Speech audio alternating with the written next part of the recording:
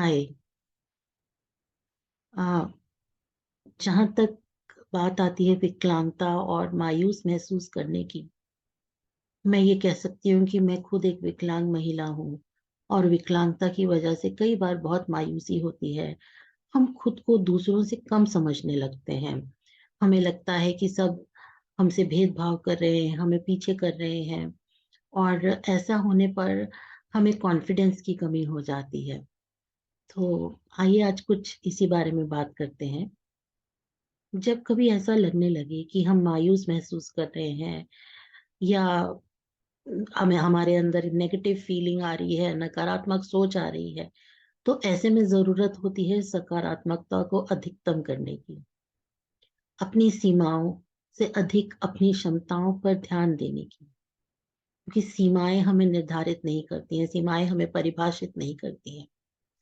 हर किसी में क्षमताएं और सीमाएं दोनों होती हैं। ऐसा नहीं कि आप अपनी विकलांगता को समझते नहीं या स्वीकार नहीं करते हैं, बल्कि क्षमताओं पर ध्यान केंद्रित करके और अपनी क्षमताओं को विकसित करने का कई बार हम सोचते नहीं हैं। अगर हम ऐसा सोचेंगे, ऐसा करेंगे, तो हम खुद को अच्छा महसूस कर पाएंगे। आप भी ऐसा कर सकते हैं। कई बार ऐसा होता है कि हम अवास्तविक तुलना कर बैठते हैं। हमें उससे बचना है। सेब की तुलना संतरे के करने के चक्कर में ना पड़े। हर किसी के पास ताकत और सीमाएं दोनों होती हैं।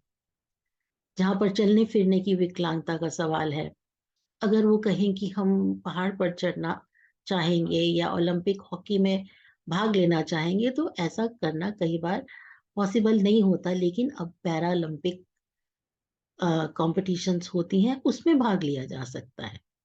उन प्रतिस्पर्धाओं में भाग लिया जा सकता है।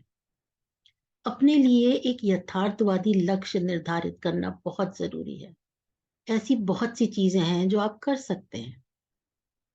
अपने सभी आत्म मूल्यों को किसी एक विशेषता या एक घटना से परिभाषित ना करें। सिर्फ इसलिए कि आप खाना अच्छा नहीं बना पाएंगे, तो इसका ये मतलब नहीं है कि आप एक अच्छे व्यक्ति नहीं है, एक अच्छे इंसान नहीं है। कई बार ऐसा होता है कि हम चाहिए के कथनों में उलझ कर रह जाते हैं कि ऐसा होना चाहिए, वैसा होना चाहिए। लेकिन इन कथनों में उलझना नहीं है। स्वयं की सराहना करें। अपनी विकलांगता की भी सराहना करनी चाहिए। कई बार ऐसा करने के लिए आप अपनी शक्तियों की सूची बनाएं, जिसमें यह भी शामिल हो कि आपकी अक्षमता या इससे निपटने के लिए आप खुद के तरीके कैसे इजाद करते हैं और वो तरीके आपकी कैसे मदद करते हैं। एक इंसान को सफल बनाने वाले लक्ष्य वो होते हैं जो वे खुद निर्धारित करते हैं। बहुत बार ऐसा होता है, आप भी समझते हैं।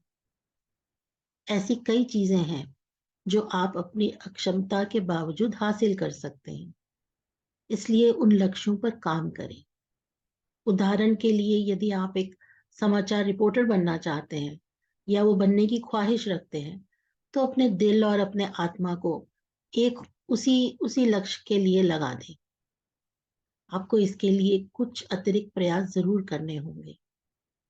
लक्ष्य निर्धारित करना एक व्यक्ति को कड़ी मेहनत करने और जीवन में कुछ हासिल करने के लिए प्रेरित करता है। आपको इस वजह से प्रेरणा मिलेगी। इसलिए अपने लिए लक्ष्य निर्धारित करना ना भूलें।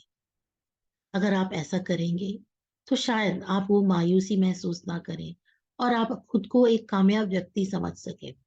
मेरा अपना उदाहरण मैं आपको देती हूँ कि मुझे पोलियो हुआ था बचपन में। लेकिन मेहनत करके, लक्ष्य निर्धारित करके, अपनी जो क्षमताएं हैं उन पर ध्यान देकर, उन पर फोकस करके मैं आगे बढ़ती गई। और आज मुझे भारत के राष्ट्रपति से 2 बार पुरस्कार मिल चुका है। तो ऐसा हम सब कर सकते हैं। तो मायूस होने की कोई भी जरूरत नहीं है।